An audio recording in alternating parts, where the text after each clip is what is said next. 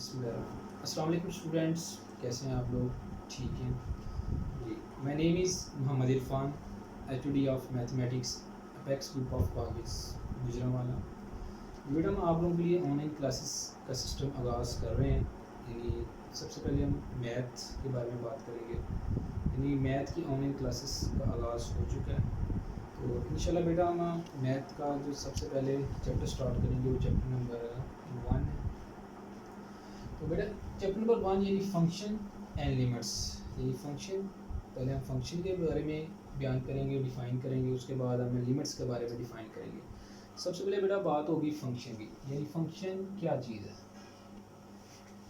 Function बेटा एक important tools है, यानी एक ऐसा ज़रिया है जिसमें हम डिस्क्राइब करते हैं real words in term of mathematics. यानी मैथमेटिक्स की जो टर्म है उसको हम रियल वर्ड्स में बयान करते हैं।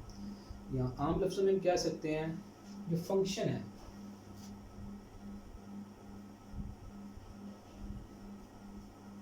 जो फंक्शन है बेसिकली बेटा ये रिलेशनशिप है टू वेरिएबल के दरमियान। अब रिलेशनशिप टू वेरिएबल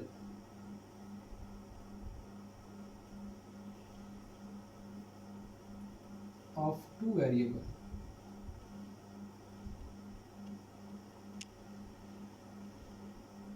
वेरिएबल कौन से हैं बेटा? x and y। यानी दो लोगों के दरमियान जिसका रिलेशन हो उसको बेटा हम फंक्शन कहते हैं।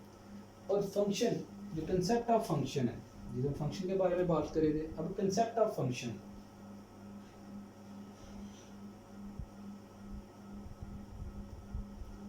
कंसेप्ट ऑफ फंक्शन बेटा जो सबसे पहले कंसेप्ट ऑफ फंक्शन सबसे पहले इसने इंट्रोड्यूस करवाया था वो बेटा जर्मन मैथमेटिशियन है, इसका नाम लेबनिज़ है। यानी जर्मन मैथमेटिशियन लेबनिज़। लेबनिज़ एक ऐसा मैथमेटिशियन है जिसने सबसे पहले इंट्रोड्यूस करवाया था कंसेप्ट ऑफ फंक्शन। यानी कंसेप्ट ऑफ फंक्शन क्या होता है? अब फंक्शन की अगर बात की जाए, यानी मैंने बता दिया फंक्शन है रिलेशनशिप ऑफ टू वेरिएबल के दरमियान। फंक्शन को बेटा हम ज़ाहिर करते हैं, हम डिनोट करते हैं स्मॉल f से भी, स्मॉल g से भी, स्मॉल h से भी, कैपिटल F से भी ज़ाहिर करते हैं, कैपिटल G से भी ज़ाहिर करते हैं और कैपिटल A से भी ज़ाहिर करते हैं। यानी ये सारी फंक्शन की नोटेशंस है। और फंक्शन यानी रिलेशन है दो वेरिएबल के दरमियान। फॉर एग्जांपल अगर बात करते हैं एक स्केयर की, यानी ये एक स्केयर है। अगर बात करते हैं हम स्केयर की, ये डिपेंड करता है इसकी साइड्स पर। अब देखो स्केयर जिसकी फोर साइड्स इक्वल होती हैं उसको हम स्केयर कहते हैं। तो इसकी एक साइड में ले लेता हूँ x, इसका मतलब अगर फोर साइड इक्वल है तो इसकी हर साइड ही x होगी, ये भी x आ जाती है। अगर मैं इसका एरिया फाइंड करता हूँ, एरिया को बेटा हम डिनोट करते हैं a से। तो एरिया फाइंड करने के लिए बेटा जो स्केयर है उसकी लेंथ मल्टीप्लाई विड्थ होनी चाहिए। अब इसमें लेंथ भी x है और विड्थ भी x है। अगर x को x के साथ मल्टीप्लाई करते हैं तो बेटा ये आ जाता है x के। अब ये बन गया a is equal to x की पावर 2। इसका मतलब है a जो सा है वो एक फंक्शन है, a is function of x।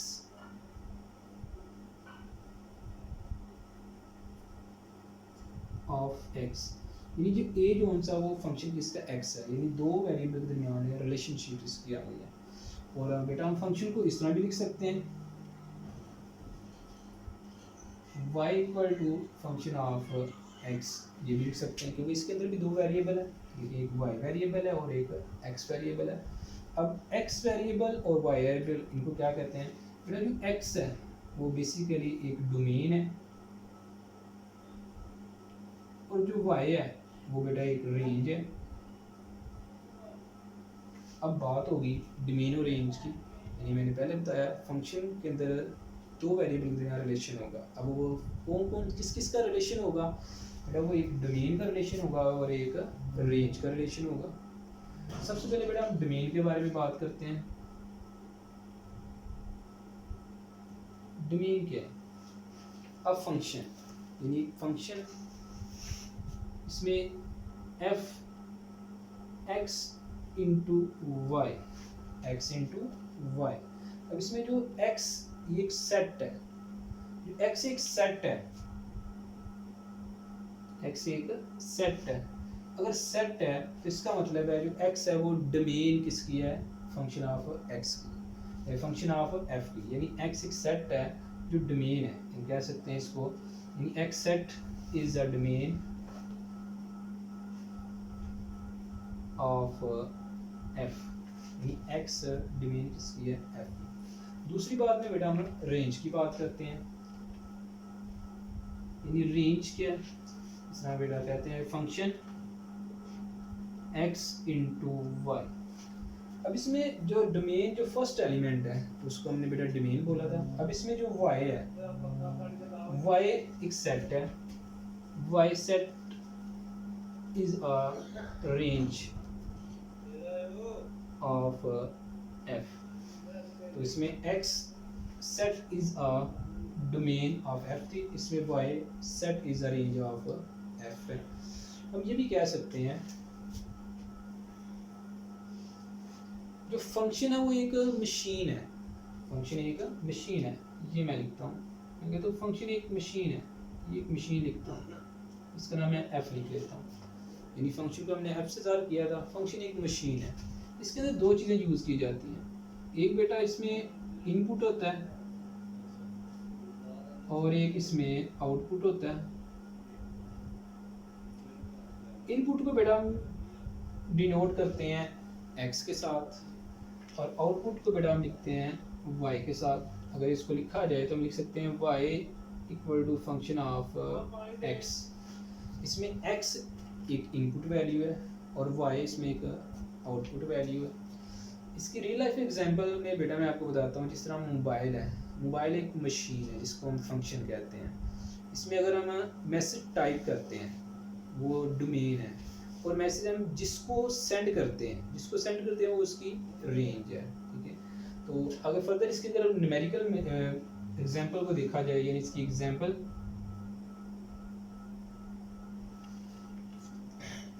मैं कहता हूँ अगर 4 की पावर 2 हम लिखते हैं 16 के इक्वल, 4 की पावर 2 16 के इक्वल। अब इसमें जो 4 है वो बेटा डोमेन है और जो 16 है वो इसकी रेंज है, ठीक है। अगर इसके फर्दर भी एग्जांपल अगर देखी जाए, एग्जांपल नंबर 1 इसका नाम दे देते हैं, एग्जांपल नंबर 2 मैं कहता हूँ हमारे पास एक फंक्शन है, फंक्शन ऑफ x, हम लिखते हैं x square plus 4x plus 1। तो हम कहते हैं x इज इक्वल टू 1, ये हमारे पास x इज इक्वल टू 1, इसकी एग्जांपल है। अब इस पीछे हमने पढ़ा था x एक डोमेन है, y एक रेंज है। तो इस तरह बेटा अगर x की जगह हम 1 पुट करते हैं, फंक्शन ऑफ 1 इक्वल टू 1 का स्क्वायर प्लस 4 इंटू 1 प्लस 1, इसको सॉल्व करते हैं 1 प्लस 4 प्लस 1, तो इसका जो आंसर आ रहा है वो 6 आ रहा है। अब देखिए इसमें जो डोमेन थी 1 थी, यानी डोमेन पुट करने से जो आंसर आएगा वो अपने पास क्या होगी, रेंज। अब इसमें जो 6 है फंक्शन ऑफ 1, यानी 1 पुट करने से आंसर जो 6 आ रहा है, 6 एक इसकी रेंज है और x की एक डोमेन है जी। अब बेटा y is equal to function of x, हमने x को बेटा डोमेन का नाम दिया था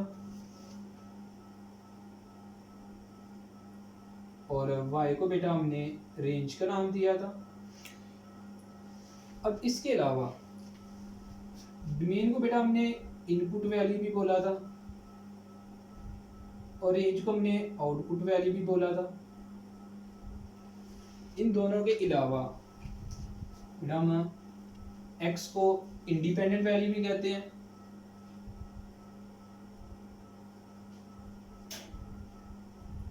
और y को हम आउटपुट वैल्यू डिपेंडेंट वैल्यू भी कहते हैं। ये तीनों नाम है इसके, x एंड y। इसके बाद बेटा बात होती है कंसेप्ट ऑफ, इसके बाद बात होती है टाइप्स ऑफ फंक्शन, यानी फंक्शन की टाइप्स क्या हैं। Type of function,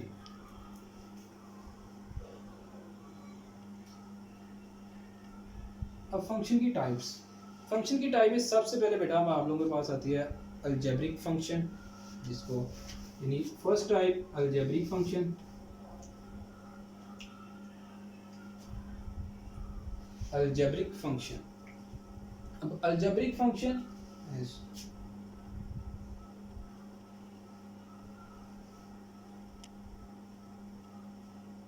algebraic function, algebraic function के बेटा आगे कुछ टाइप्स हैं, यानी उसमें सबसे पहले जो टर्म आती है वो एक polynomial function.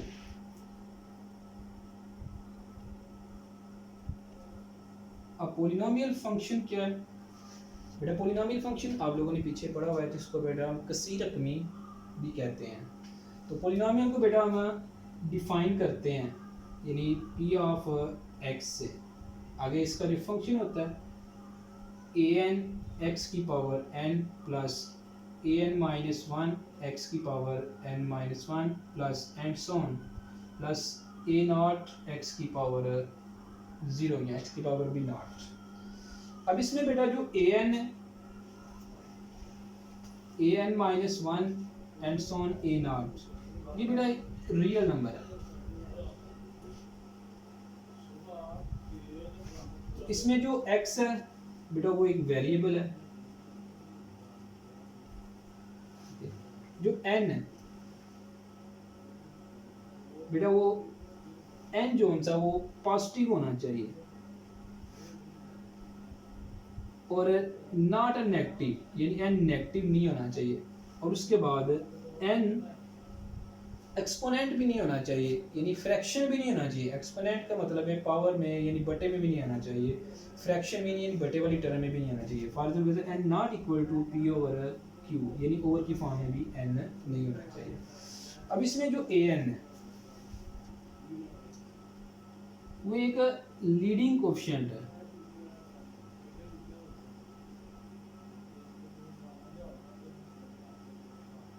Leading coefficient of x, यानी x का एक लीडिंग कोएफिशिएंट है। इसके बाद बेटा आता है लीनियर फंक्शन।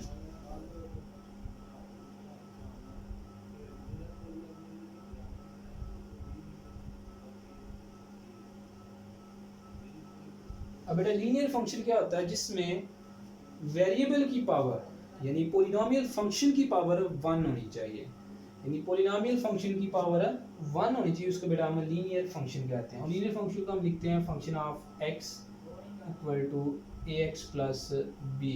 अब इसमें जो x है वो एक वेरिएबल है और इसकी जो पावर है वो है 1, यानी बेसिकली है तो ये पोलिनोमियल फंक्शन ही है, लेकिन इसका दूसरा नाम लीनियर फंक्शन है। लीनियर फंक्शन में वेरिएबल की पावर 1 होनी चाहिए। उसके बाद थर्ड टाइप इसकी आइडेंटिटी फंक्शन। आइडेंटिटी फंक्शन को बेटा हम डिनोट करते हैं i से, यानी इसका मतलब है x into y, x into x. इसको लिख सकते हैं identity x equal to x। बेटा इसका मतलब है आइडेंटिटी फंक्शन वो होती है जिसकी डोमेन भी x हो और रेंज भी x हो, यानी इसका मतलब है डोमेन भी वही वैल्यू होनी चाहिए और रेंज भी वही वैल्यू होनी चाहिए। अब इसमें x डोमेन भी है और रेंज भी है, यानी x की डोमेन भी है और रेंज भी है। इसके बाद जो नेक्स्ट फंक्शन है वो आप लोगों के पास कांस्टेंट फंक्शन है।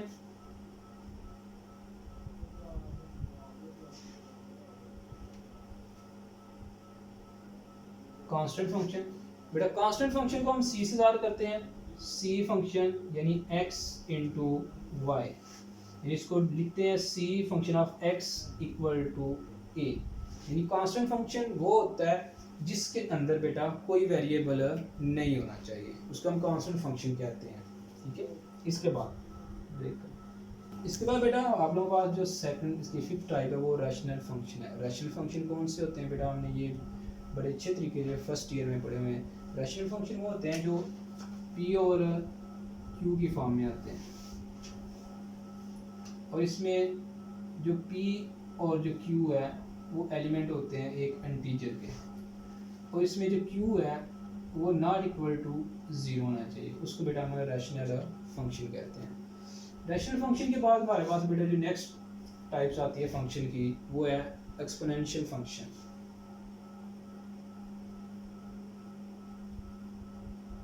अब एक्सपोनेंशियल फंक्शन बड़ा एक ऐसा फंक्शन, यानी एक ऐसा फंक्शन जिसका वेरिएबल, यानी एक ऐसा फंक्शन जिसका जो वेरिएबल है वो एक्सपोनेंट की फॉर्म में होना चाहिए, यानी पावर की फॉर्म में होना चाहिए, यानी y equal to a raise to power x। आम लफ्ज़ों में कह सकते हैं एक ऐसा फंक्शन जो कांस्टेंट की पावर वेरिएबल हो, यानी कांस्टेंट की पावर वेरिएबल, ये कह सकते हैं function which is a variable appear of exponent, यानी पावर, यानी कांस्टेंट की पावर अगर वेरिएबल आ जाए तो बेटा उसको हम एक्सपोनेंशियल फंक्शन कहते हैं। एक एग्जांपल इसकी ये भी लिख सकते हैं y is equal to e raise to power x, ये भी लिख सकते हैं y इज इक्वल टू 5 की पावर x। अब इसमें a 5 और e एक कांस्टेंट है और x एक वेरिएबल है, यानी कांस्टेंट की पावर वेरिएबल, उसको हम एक्सपोनेंशियल फंक्शन कहते हैं। उसके बाद नेक्स्ट टाइप इसकी जो सी है वो लॉगरिथम फंक्शन है।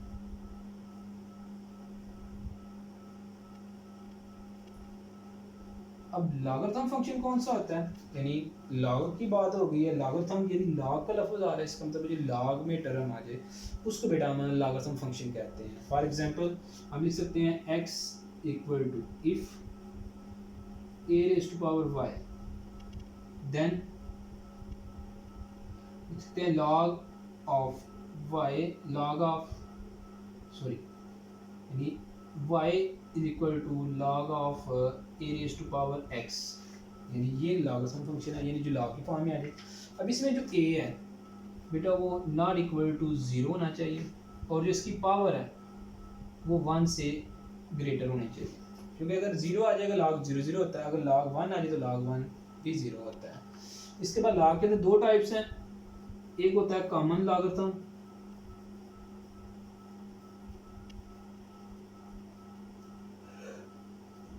और एक होता है बेटा नेचुरल।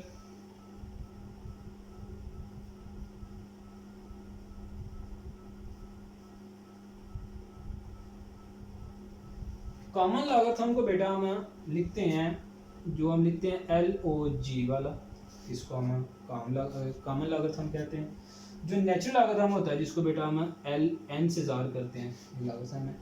और कॉमन लॉगरिथम की जो बेस है यानी वो 10 के इक्वल होती है, और जो नेचुरल लॉगरिथम है उसकी जो बेस है बेटा वो e के इक्वल होती है। ठीक है, इसके बाद जो इम्पोर्टेंस अब फंक्शन बताने लगा हूँ, ये बहुत ही इम्पोर्टेंट्स है। ठीक है, इसका नाम है एक्सप्लिसिट फंक्शन।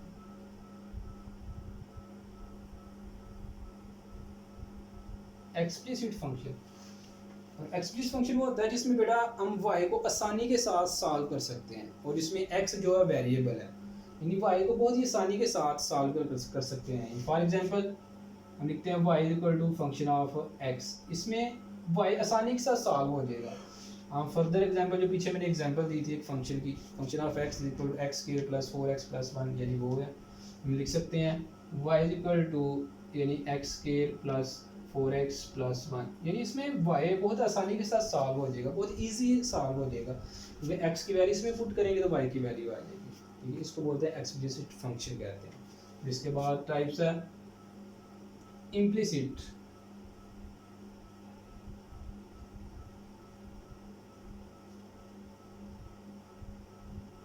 इम्प्लिसिट फंक्शन, इसमें इम्प्लिसिट फंक्शन में बेटा y को हम आसानी के साथ सॉल्व नहीं कर सकते, देखो ना, एक्सप्लिसिट में y को आसानी के साथ सॉल्व करते हैं, लेकिन इसमें y को हम आसानी के साथ सॉल्व नहीं कर सकते। फॉर एग्जांपल हम इस तरह लिख सकते हैं function of x and y।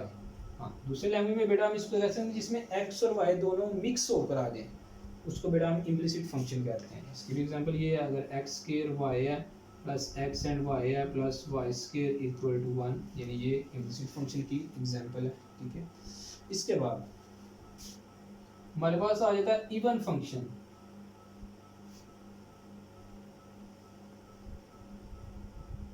यानी इवन फंक्शन एक ऐसा फंक्शन है, function is called even function.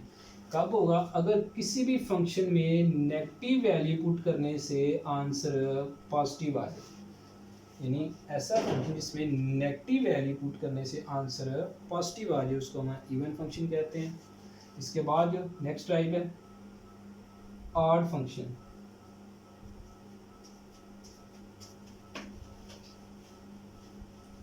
यानी ऐसा function, a function is called odd functions. यानी ऐसा फंक्शन जिसमें अगर नेगेटिव वैल्यू पुट करने से आंसर नेगेटिव आ जाए, यानी नेगेटिव वैल्यू पुट करने से आंसर नेगेटिव आ जाए उसको हम ऑड फंक्शन कहते हैं। ठीक है बेटा, ये सारे के सारे फंक्शन हैं। इसके बाद बेटा हमारे पास जो लास्ट टाइप्स है कॉन्टिन्यूस फंक्शन। अब कॉन्टिन्यूस फंक्शन क्या होता है? ए फंक्शन, हम लिख सकते हैं a function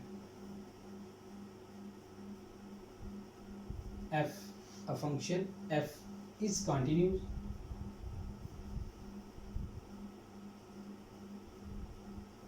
a function is continuous at c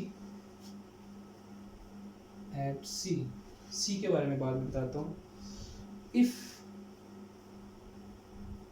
satisfy three condition,